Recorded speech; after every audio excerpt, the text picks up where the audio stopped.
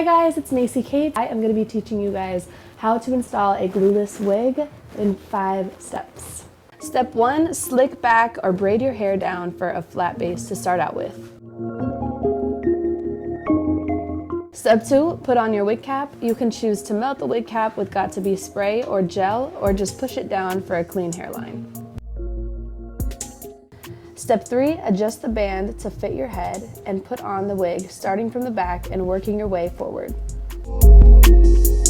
Step 4, cut the lace in a slightly jagged pattern to match your hairline.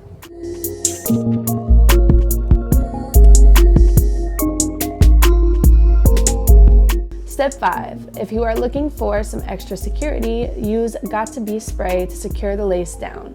The lace fit me perfectly, so I decided to skip this step.